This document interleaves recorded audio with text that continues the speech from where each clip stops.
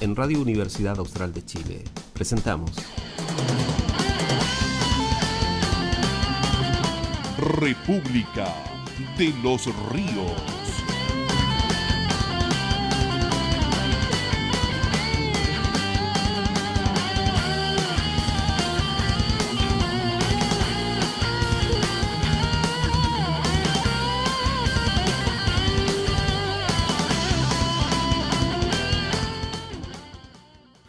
República de los Ríos, 9 de la mañana y 7 minutos. Estamos reiniciando el bloque de conversación matinal en Radio Universidad Austral de Chile, conducido habitualmente por nuestro colega Víctor Godoy, encargado de comunicaciones de la Dirección de Vinculación con el Medio, en una fría mañana valdiviana. Víctor Godoy, ¿estás con nosotros? Hola, Miguel. ¿Cómo estás? ¿Qué tal? Con frío, supongo. Sí, estamos en invierno, parece. No, estamos en otoño todavía, pero en un otoño bastante invernal. Oye, en los días jueves nosotros nos reunimos con parte importante de la familia universitaria. A primera hora de la mañana tenemos el encuentro con decanos amigos de la radio, por supuesto. Al mediodía vamos a estar, a primera hora de la tarde, estamos con los representantes de estudiantes, y a última hora terminamos con los académicos, consejeros académicos, ¿eh? Y parte importante del tema a tratar siempre es lo que eventualmente vimos en el Consejo Académico el día de ayer. El día de ayer para mí fue un desastre porque mi conexión entraba, salía, entraba. Creo que no fue lo único que le pasó. Bueno, vamos a ver cómo organizamos la conversación de hoy y le damos la bienvenida a quienes ya nos están acompañando. Tú entiendo que los ves, Víctor. Sí, estamos con el decano Juan Carlos Miranda hoy, de la Facultad de Ciencias Económicas y Administrativas. Vamos a aprovechar ahí de conversar varias cosas con el decano Miranda. Algo me mencionaba antes de entrar al aire sobre el ciclo que se está desarrollando además en la facultad, con las mujeres candidatas a la constituyente, a la convencional, ¿no? ¿Cómo ha ido eso? Juan Carlos, bienvenido, ¿cómo estás? Bienvenido. Gracias. Bueno, primero, buenos días a los conductores de la radio y principalmente a nuestros ciudadanos y ciudadanas que nos siguen por este dial a esta hora los días jueves. Es una bonita experiencia, mi estimado Víctor, pensando que es el compromiso y una de las funciones importantes que tiene la academia, además de la docencia, de la investigación, es cómo nos vinculamos con los ciudadanos y las ciudadanas. Y me gusta el eslogan, más universidad, y nosotros debiéramos agregar más democracia. Y de esa forma nosotros estamos apoyando como Universidad Austral de Chile, a través de su Facultad de Ciencia Económica, de relevar a las mujeres constituyentes, que va a ser la primera constitución con paridad de género, a las cuales le estamos dando el espacio desde la academia para que ellas expresen su proyecto de futuro, cómo van a dibujar esa nueva constitución, esa nueva carta magna que va a ser para los próximos 30, 40 años, que va a fijar los destinos de nuestro país. Son 22 candidatas, de las cuales 2 representan a nuestro pueblo originario, el pueblo mapuche. ¿Y por qué quisimos que fueran mujeres esta vez? Porque tenemos un fuerte compromiso ya desde la ciencia económica de cómo reducir esas brechas de desigualdad que hoy día se observa en el campo laboral o en el mundo del empleo. Para nadie es desconocido, por ejemplo, comentar que a igual cargo, igual año de estudio, las brechas salariales a veces son muy significativas.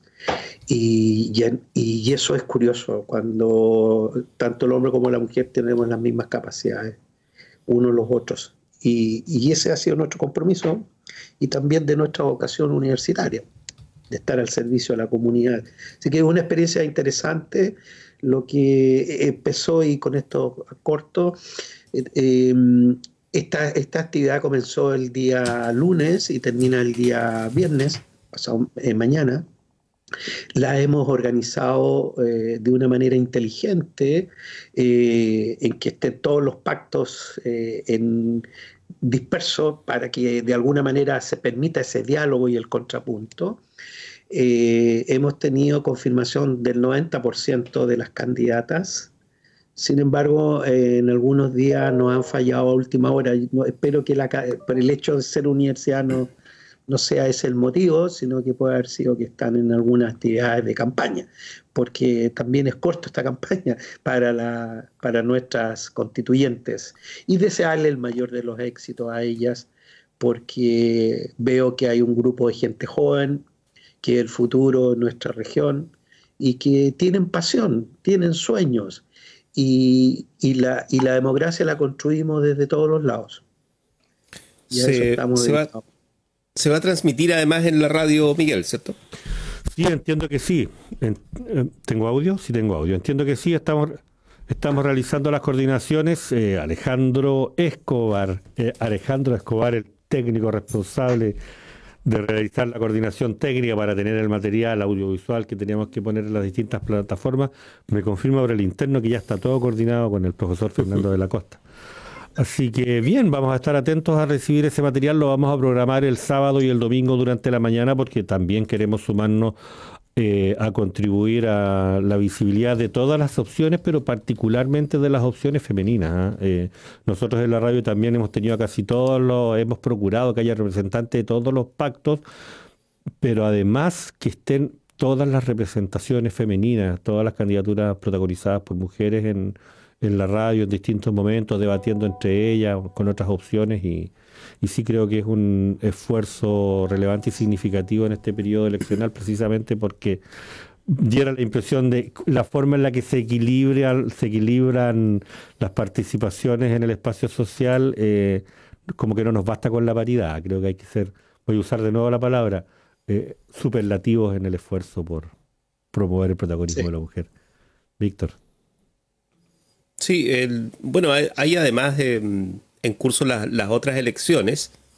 Lamentablemente la elección de convencionales ha sido quizá la que más ha sufrido el ninguneo, para decirlo en chileno.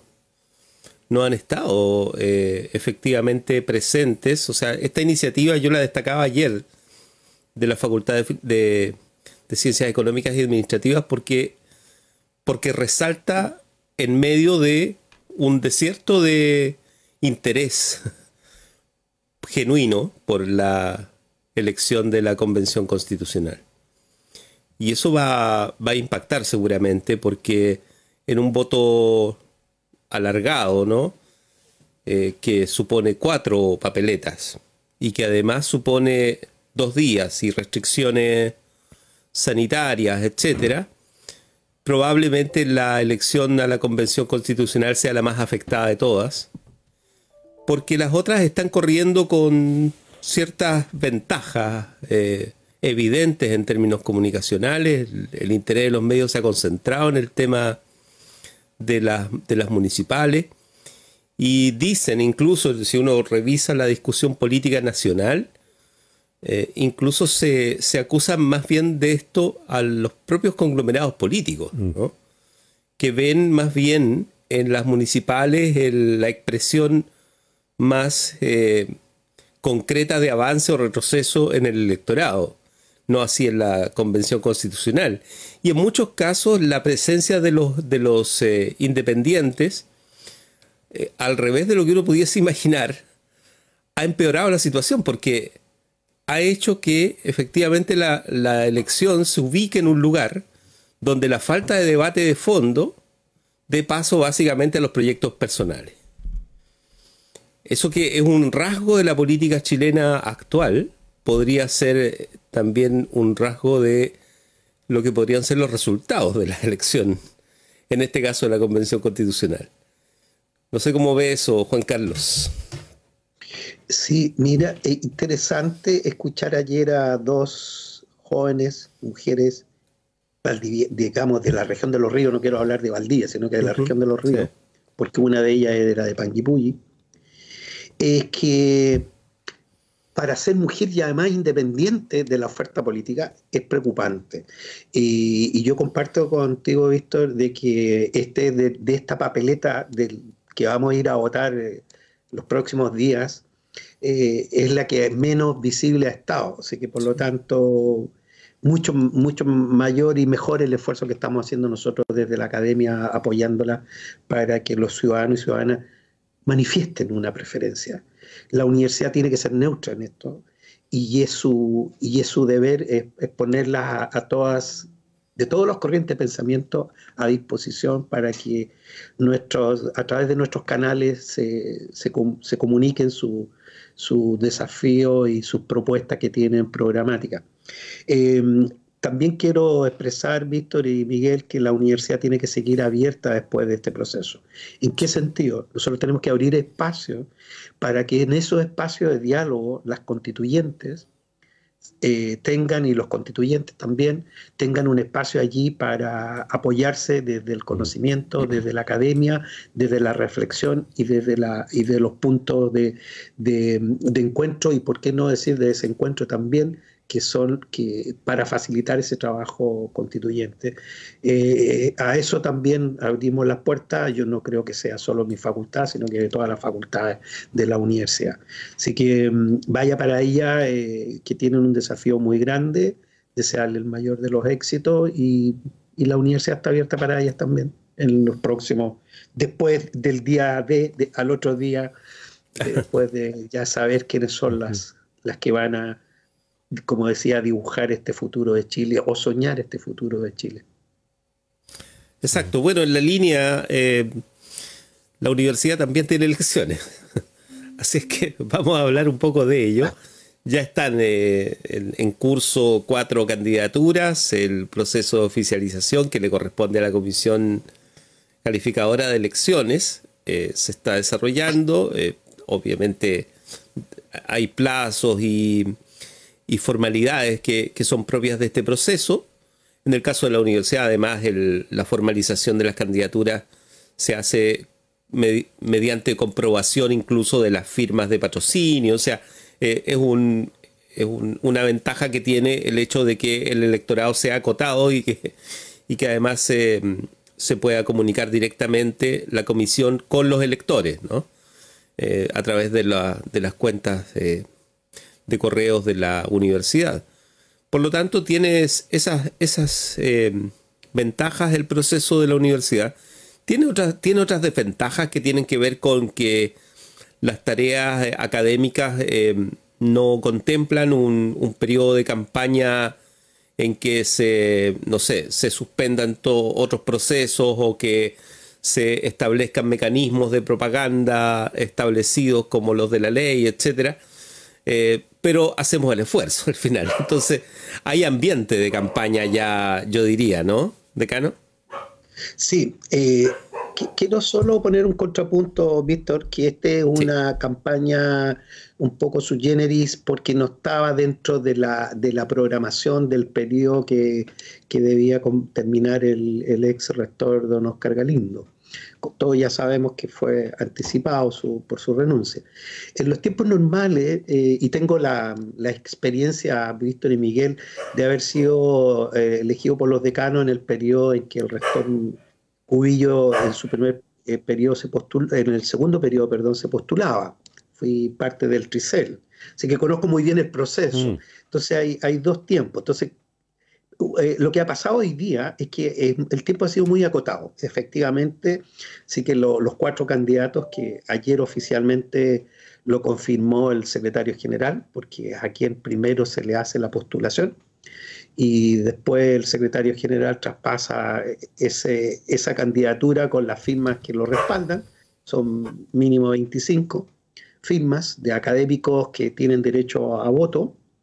Ya vamos a hablar del otro colectivo que no vota, pero así están los estatutos que nos rige hoy día y que fueron los estatutos del ex rector Atman en su momento. Entonces, de allí pasa al Tricel, y el Tricel es el órgano que le da la certificación de que son candidatos y verificado la documentación adjunta que cumple con la categoría, la antigüedad en el cargo y la firma. Y aunque ustedes no crean, ha pasado más de alguna vez que un adherente ha apoyado más de uno de los dos candidatos, cuando uno tiene que marcar solo apoyar a uno de ellos, y eso anula el efecto de ese postulante, de ese adherente a cualquiera de las dos candidaturas, o sea que la anula. Dicho eso, hay un proceso, y ¿qué es lo que pasaba en los tiempos normales? En que ya los candidatos en el mes de diciembre esperábamos que termináramos las vacaciones estivales, y ya en marzo arremetían, ¿no es cierto?, con sus visitas, recorriendo los institutos, porque la universidad tiene alrededor de 60 institutos, donde busca uno de reunirse con los académicos. Nosotros ahora en la facultad a las 2:10 partimos con el primer candidato que le hemos hecho una oferta. Hemos buscado el mejor espacio donde nosotros tenemos un horario protegido para que toda la comunidad de la facultad FASEA, llámense académicos, no académicos y estudiantes, estemos allí a las 2:10, y el primer invitado que aceptó de acuerdo al calendario que le hemos propuesto a los candidatos y a la candidata va a ser hoy día el doctor Hans Richter, que va a llevar su planteamiento a nuestra facultad, y con la idea también de que escuche a los académicas y académicos de la facultad y a los funcionarios de cuál sería ante su eventual rectoría, si es que llegara a ganar, para efectos de escuchar a las necesidades que también hay desde las facultades, o por qué no decir desde las funciones que cada uno de nosotros hacemos en la comunidad universitaria. Eso es lo que puedo comentar, estimados Víctor y Miguel. ¿Miguel? Sí, aquí estoy, escuchándolos atentamente. Vamos a ver, ese calendario está bastante nutrido. Yo no sé si en las semanas que nos quedan lo van a alcanzar a recorrer, sí. Digamos, son muchos los lugares, pero además son 4 candidaturas, y digo, además con las limitaciones que impone la pandemia, digamos. No es lo mismo estar haciendo candidaturas lo hemos visto en todos los otros, y la universidad no va a ser la excepción, candidatura en modalidad presencial, donde uno puede reunirse en un salón con todas las personas. Hasta los debates tienen, siento yo, un poder informativo mayor cuando nos reunimos todos en una misma sala que cuando lo hacemos a través de estos dispositivos. Así que efectivamente va a requerir no solo el interés por comunicarse de los candidatos, sino fundamentalmente el interés por informarse de los electores. Y esa es la pregunta, digamos, usted que forma parte de la comunidad electora, a nosotros nos conta el interés de los candidatos, y la pregunta es por el interés de los electores, decano.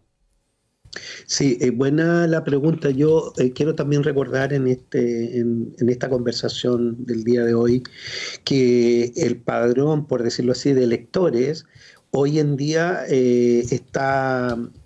hay un porcentaje significativo de nuevos académicos y académicas que se han incorporado a nuestra universidad como docentes. Por lo tanto, no conocen tanto a nuestros candidatos, los que llevamos más años en la academia.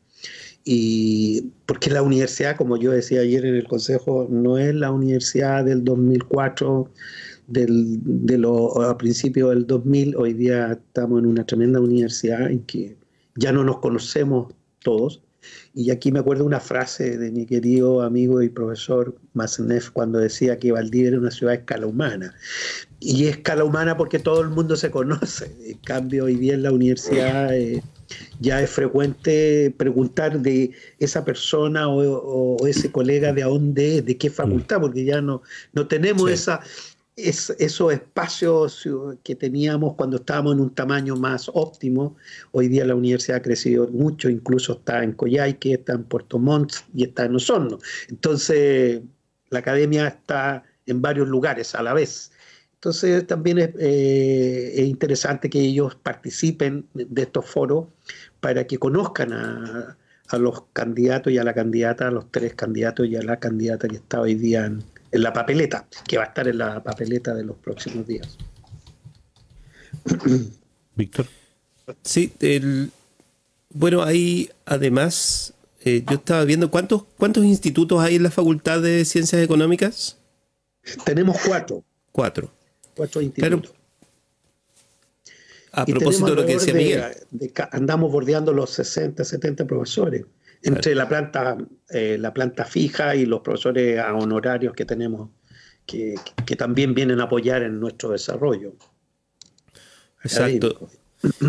Y claro, porque hay facultades, no sé, o sea, la Facultad de Ciencias, que tiene una envergadura propia de las disciplinas que están allí alojadas, tiene alrededor de 2 decenas de institutos. O sea, evidentemente es un momento también histórico en la propia universidad de crecimiento. Eso yo creo que es algo que es independiente de los distintos momentos políticos que ha vivido la institución en el último tiempo. Sí ha habido un proceso de consolidación de la universidad hacia campos que se van incorporando a la investigación y a la docencia a través de las carreras. Eso que es un diseño que permite ir avanzando en términos de la envergadura de la institución, hoy en día está compelido por la ley, además, ¿no? Pero esto también fue materia del Consejo de ayer, o sea, y ha sido materia la entrevista que hizo el rector aquí, la conversación que tuvimos, ha sido parte de la declaración del CRUCH respecto de la aplicación de las restricciones en términos de limitación de los costos de aranceles para las carreras, así como de las vacantes. Ayer lo decía el rector en términos muy específicos. Decía, el CRUCH siente, al parecer, digamos, que no hay un diálogo, y esto yo recuerdo habérselo escuchado a las autoridades de la universidad en todo este periodo. El CRUCH siente, el Consejo de Rectores, me refiero, siente que el Ministerio en esto no es un interlocutor que facilite la posibilidad de que se escuche la demanda de las universidades en términos de mejorar las condiciones de poder implementar sus propias labores docentes. Hay aranceles de referencia que impiden digamos, no se adecúan, ¿no?, a los costos reales que pueden tener las carreras hoy en día. Eso está ahí porque además hay una demanda, todos sabemos, nacional en la sociedad, porque precisamente la educación no tenga los altos costos que ha tenido en Chile en las últimas décadas. ¿Decano? No sé si el decano Vara, que le ha afectado enormemente, yo creo que es la persona indicada hoy día a que responda, y yo también tengo una opinión, no sé, Juan Andrés, sobre todo que tú estás más al día de lo que le acaba de pasar a tu escuela de Derecho, que es muy importante hoy día, cómo ha sido considerada en este marco jurídico. No tenía en pantalla, pero ya está con nosotros, Juan Andrés Vara. Bienvenido, ¿cómo está? Yo lo primero que quiero hacer es pedirle excusas a los amigos y amigas que nos están oyendo, porque la verdad sea dicha, me olvidé por completo de que tenía el compromiso de estar aquí a las 9 y me puse a cortar el pasto en mi jardín y de repente me suena el llamado de Miguel y ahí tuve que correr. Así que mis excusas en primer lugar. Lo segundo que quisiera decir es que esta materia del diálogo entre el Estado y las instituciones de educación superior es una de esas que tienen un componente técnico indudable, pero que tienen un cariz fundamentalmente político. La tarea que debe hacer el CRUCH, la tarea que debe hacer el G9, la tarea que debe hacer la Asociación de Universidades Regionales, es una tarea fundamentalmente político, que naturalmente tiene un componente técnico, pero es un ejercicio fundamentalmente de la otra clase. Y a propósito precisamente de eso, es que en el Consejo se discutió en agosto pasado, ¿no?, una propuesta de concreción de la ley que promulgó el Parlamento un par de años atrás sobre aranceles regulados, que tiene el propósito, de nuevo, político fundamentalmente, de reducir el costo para el Estado de financiar la gratuidad por la vía de disminuir los aportes que el Estado le hace a las instituciones de educación superior por cada estudiante matriculado con gratuidad. Esto es así de crudo y así de simple. Se trata de ahorrarse plata, ¿no?, en educación superior. Naturalmente que en aquella oportunidad, en agosto, el Consejo le hizo presente a la Rectoría la extrema gravedad de la propuesta del Ministerio en este sentido. Tomamos la palabra fundamentalmente 3 decanos, quien habla, el decano Mauricio Mancilla y el decano Juan Carlos Miranda, que está aquí con nosotros, básicamente porque este experimento de reducción de los aportes parte con las carreras vinculadas a las áreas del derecho, a las áreas de las pedagogías y a las áreas de administración turística y hotelera y algunas otras de la facultad, que normalmente están en la ley de las facultades de administración y economía.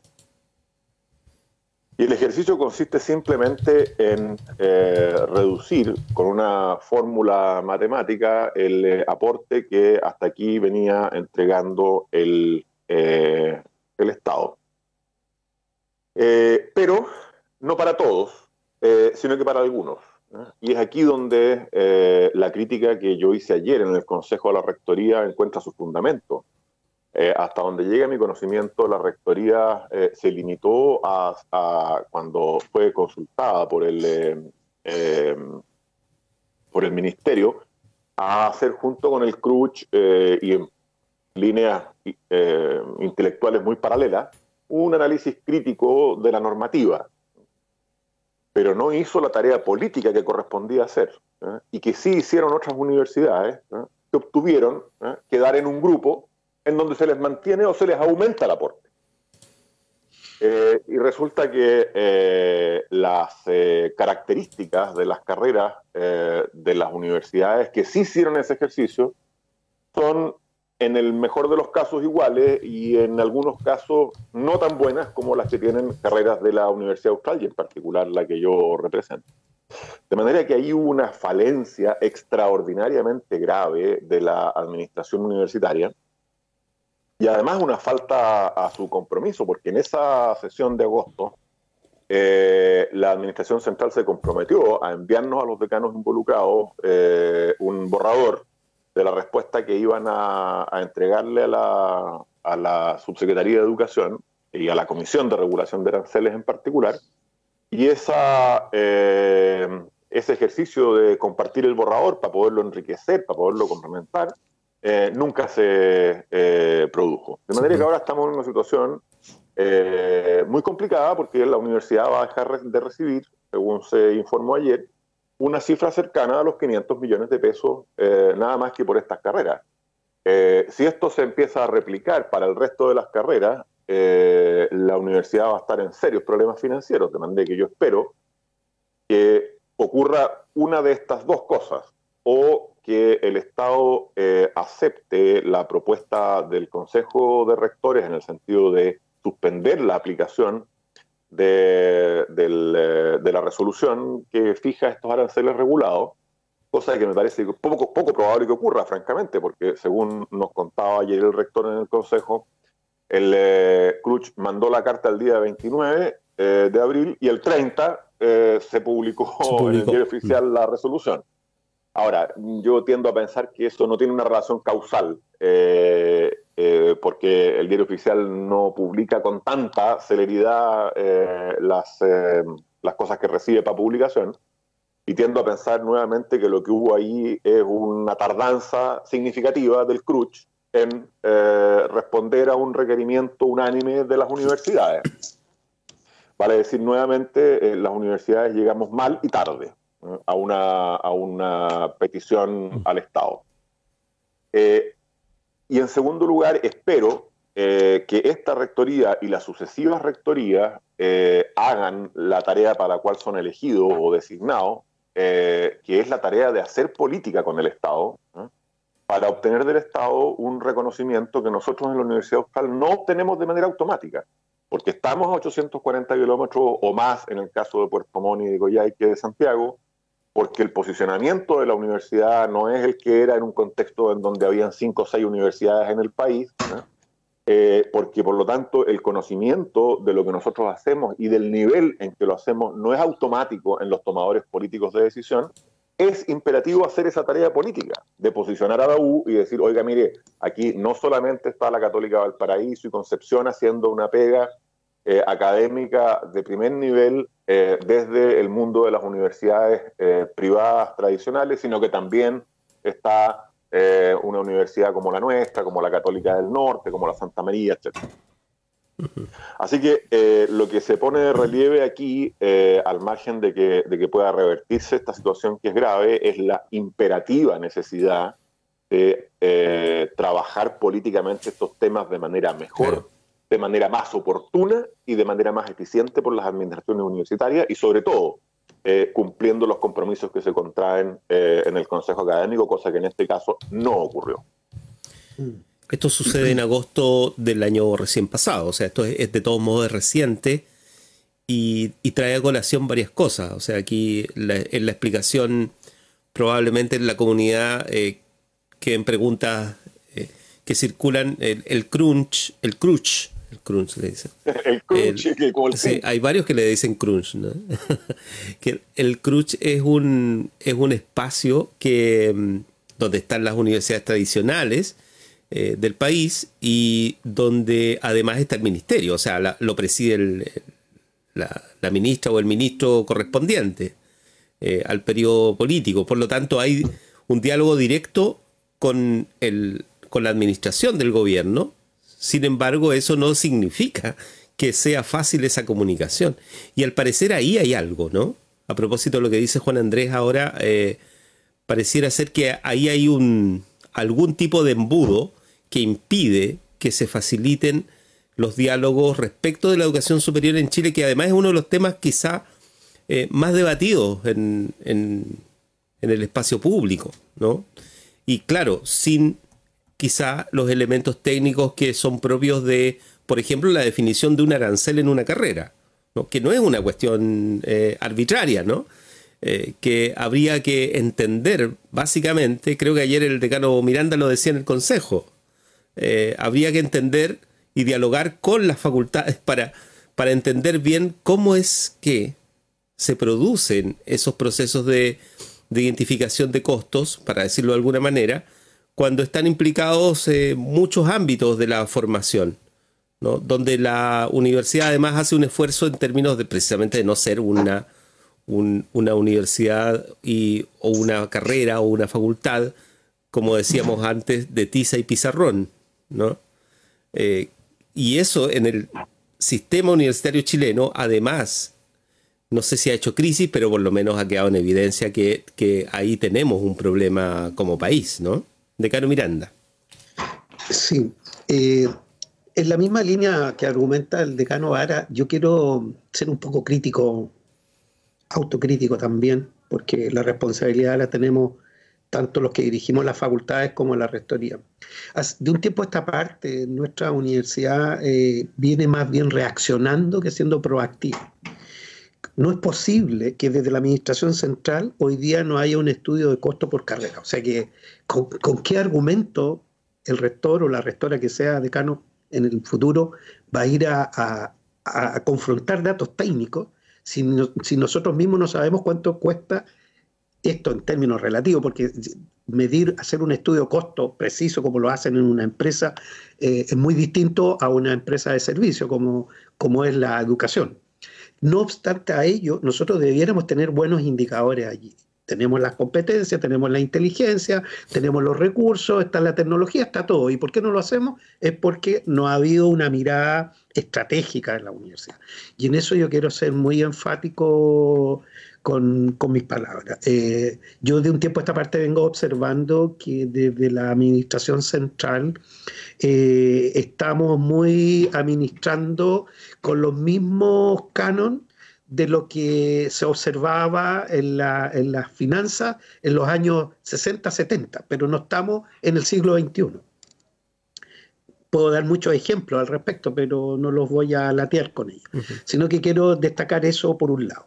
Por otro lado, como muy bien dice el decano Vara, nosotros teniendo todo un potencial de redes a las cuales nosotros podríamos haber recurrido pensando desde el ámbito político. Nosotros tenemos una oficina en Santiago. Allí lo que necesitamos es tener no estoy hablando de un operador político, sino que un académico de muy buen nivel que nos pueda representar y que pueda estar haciendo reuniones permanentes y retroalimentando a la autoridad central y también a las decanaturas de datos de coyunturas que necesitamos hoy día mirar los escenarios en riesgo. Nosotros en economía estudiamos mucho eso, los escenarios en riesgo. Nos adelantamos, nos anticipamos lo que va a venir. Y eso yo no lo veo de un tiempo a esta parte ya desde mucho, quiero ser crítico, no solo en la rectoría pasada, sino que hace mucho tiempo que no lo veo en nuestra estructura de gestión de quienes ocupan los altos cargos directivos de la corporación. Y por otro lado, quiero comentar una evidencia empírica. Nosotros estamos cumpliendo 50 años en el área del turismo, que nació con nuestro instituto nace en lo que era la ex Universidad Técnica del Estado, sede de Valdivia, ahí nace la carrera de turismo. Somos la única universidad más antigua en el país formando este tipo de profesionales y por lo que me he enterado estamos, no quiero decir en la tercera división, creo que quedamos en la cuarta división de aranceles, lo cual eso es tremendamente injusto, sobre todo que es un área que hoy día desde Arica a Punta Arenas, les puedo comentar con mucho orgullo, no hay municipalidad en este país en que no ha recibido la presencia de nuestros colegas, de nuestros académicos y académicas, y que han hecho un tremendo aporte al desarrollo local. Entonces, ¿con qué criterios o con qué elementos de las variables del polinomio se están tomando estas decisiones? Entonces, ahí yo no le echo la culpa tanto a los técnicos, porque los técnicos lo que están haciendo el Estado es cumpliendo un mandato constitucional. Piensen ustedes que ¿por qué el Estado regula? Porque sigue un modelo, un patrón de un modelo económico en curso, y es el que está instalado en la Constitución. Por lo tanto, cuando el mercado no regula, donde la oferta y la demanda no está en competencia perfecta, el Estado tiene que regular, y por eso que había una gran variabilidad, una varianza muy grande en los precios, que se traduce en los aranceles. Entonces el Estado dijo, la superintendencia tenemos que regular. Y justamente en esta regulación, a lo mejor por falta de diálogo, por falta de no asumir esta decisión como un tema estratégico, porque si hoy día son 500 millones de pesos, lo que eso le significa a una universidad que todos sus excedentes lo reinvierte en sí misma y en ayudar a nuestros estudiantes, piensen ustedes qué va a pasar con el otro 80-90% de las carreras, que están hoy día en una zona que todavía no, de indecisión, porque se están agrupando de a poco las carreras, en las cuales se está fijando esta modalidad y esta estrategia que tiene el Ministerio de Educación, y eso se podría multiplicar por más de, a lo mejor por 3 o por 4 los 500 millones de pesos, y eso podría tener un efecto gravísimo, o por lo menos muy fuerte en el presupuesto que año a año la universidad tiene que operar en su flujo de caja para dar una buena y una excelente calidad en la educación que estamos formando, por eso el prestigio que tiene hoy día nuestra universidad. Entonces ha sido injusto, sí, pero también tenemos responsabilidad, y en eso yo ayer se lo volví a decir al rector, que no debemos estar esperando que nos vuelvan a convocar, sino que ya veamos cuáles son las próximas carreras que van a entrar en este análisis, y ya las facultades y la universidad también tiene que de una vez por todas decir cuánto significa el costo de cada carrera en la Universidad Austral. Sí, este es un tema que además debe ser... ¿Sí, Juan Andrés? No, yo quería hacer 3 observaciones, digamos, a propósito de la intervención de Juan Carlos. Creo que es interesante también que tengamos algunas discrepancias, aunque sean menores, con mi amigo Juan Carlos Miranda.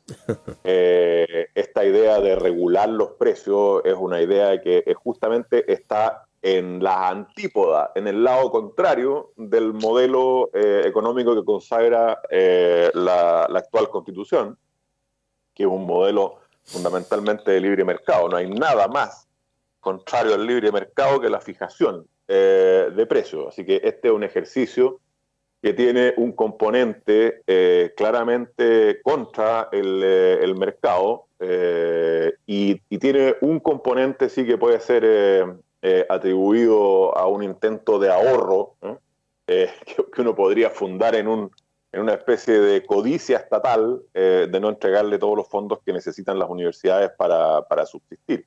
Pero creo que no tiene mucho asidero en la Constitución. Esto es más bien una cuestión puramente legal que permite la Constitución. Segunda nota de discrepancia con respecto a la autocrítica. Yo creo que está bien ser autocrítico, pero no hay que ser autoflagelante. La representación de la universidad, y especialmente la representación de la universidad frente al Estado, la tiene por mandato estatutario el rector. Sí. Es decir, sería francamente curioso que los decanos y las facultades nos pusiéramos a interlocucionar con el Estado a propósito de un tema normativo como es el que nos está convocando esta conversación. Ese es un deber y una facultad exclusiva y prioritaria del rector y de su equipo. Él la delega en quien quiera. Por supuesto, si el rector entiende que el decano de Economía o el decano de Derecho se van a poder vincular mejor a propósito de una cierta materia con el Estado, bueno, él le delegará y le pedirá entonces al decano Miranda o al decano Varas o a quien quiera que esté decano de cualquier facultad, mire, hable usted con el ministerio con este tema, por favor.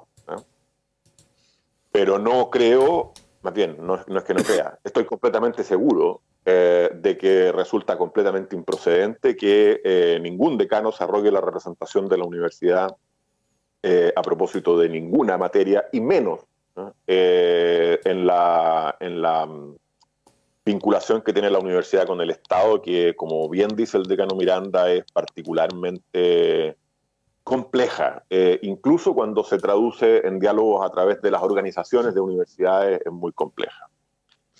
Y la tercera nota de matiz que tengo con Juan Carlos es la cuestión del costeo por carrera. Decano, no es que la administración central no sepa cuánto cuesta cada carrera. Lo que pasa es que no se transparenta, que es muy distinto. Hace mucho tiempo atrás, y como consecuencia de un mandato estatutario que fomenta la descentralización, se creó una comisión al alero de la Vicerrectoría de Finanzas de aquella época, en donde estábamos los decanos de Economía de aquella época y de Ingeniería, los decanos Freddy Riadi y Freddy Ríos en esa oportunidad, y yo, en donde tengo como un rebote. Ahí, eco. Eco. Puede ser el retorno, ¿eh? Está muy alto el volumen. Sigo teniéndolo. El estudio debiera haber desaparecido, Alejandro. A ver, digamos. Sí. Ahora sí. Perfecto. Ahí sí. No, ahí a mí me parece que desapareció. Gracias. Entonces, en esa comisión estuvimos discutiendo muchísimo y finalmente llegamos a un consenso en torno a cuáles eran los parámetros con los cuales había que medir el costo por carrera y cuáles eran los componentes, los porcentajes, lo que Juan Carlos llama muy acertadamente el polinomio. Ese polinomio está, y está hecho el estudio de costo por carrera en prácticamente todas las carreras de la facultad. Es más, está bastante actualizado. ¿Por qué? Porque a propósito de la creación de la carrera de Derecho en Puerto Montt, a mí me correspondió negociar el formato financiero de cómo se iba a desarrollar esa carrera, que es gemela a la de la sede de Valdivia. Y los números estaban perfectamente disponibles, actualizados desde la época de la comisión, que era el año 2005-2006, por ahí, hasta el año 2018-2017, cuando negociamos la creación de la carrera de Derecho en Puerto Montt. De manera que aquí lo que hay es simplemente una decisión política de no transparentar esos costos. Y esto es particularmente grave. Yo espero que las candidaturas rectoriales se hagan cargo de esta cuestión y lo corrijan, porque si uno no sabe de dónde vienen los recursos, es bien difícil administrarlos eficientemente. Se generan naturalmente ineficiencias, se generan naturalmente injusticias, se generan naturalmente topes a la capacidad de desarrollo si tenemos una actividad en la cual le entregamos la gestión de esa actividad a unas unidades, que son las facultades y las sedes, pero resulta que no tenemos idea cuánto produce y cuánto gasta para producir lo que produce cada una de esas unidades. O sea, esto es absolutamente de locos. Es como si en una fábrica de zapatos, yo sé que es una comparación deliberadamente provocativa esta, tenemos 3 unidades, una de suela, otra de cordones y otra de cuero. Cada una a cargo de un gerente de suela, gerente de cordones, gerente de cuero. Cada uno produce lo que tiene que producir, pero nadie sabe cuánto cuesta lo que produce. ¿Cómo puede el que maneja esa fábrica mejorar el proceso, hacer más eficiente la producción de los zapatos? ¿Cómo podría, por ejemplo, mejorarle la renta a los que producen los zapatos, las suelas, si no sabe realmente cuánto producen los que producen las suelas? Es imposible hacerlo, y nosotros llevamos no años, décadas de opacidad en esta materia. Nosotros sabemos a dónde se gastan las platas, pero no quién las produce. Eso es extraordinariamente grave, porque no es que no lo sepamos, es que no lo sabemos los académicos, pero la Administración Central lo ha sabido siempre, o por lo menos desde hace unos 15 años a esta parte lo sabe perfectamente. Este es el trabajo de esa Comisión de Descentralización. Gracias, decano. Miguel, nos quedan pocos minutos. A mí me encantaría ahondar en el tema. Me parece que podríamos darle continuidad a la conversación. De hecho, estaba mirando los antecedentes, las declaraciones del propio ministro de Educación hace un mes atrás fueron del tono, basta con mencionar la frase, digamos, pero se refería a que el Consejo de Rectores se había transformado en una carga, en un lastre o algo así, digamos, ¿no?